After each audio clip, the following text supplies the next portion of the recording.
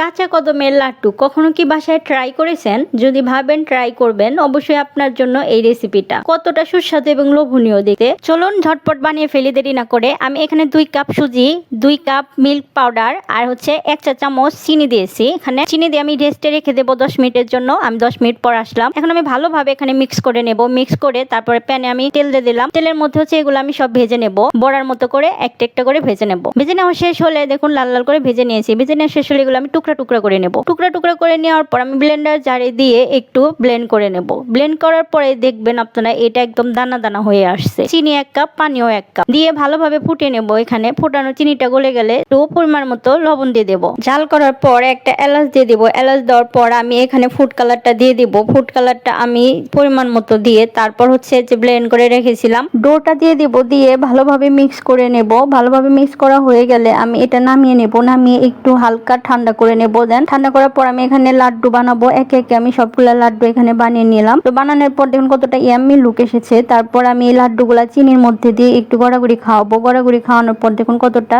Change এসেছে। এখন কাঁচা কদমের মতোই কিন্তু লাগছে। তো সকলে ভালো থাকবেন, সুস্থ থাকবেন। আল্লাহ হাফেজ। ভালো লাগলে অবশ্যই লাইক কমেন্ট শেয়ার করে দিবেন। বাসায় ট্রাই করবেন।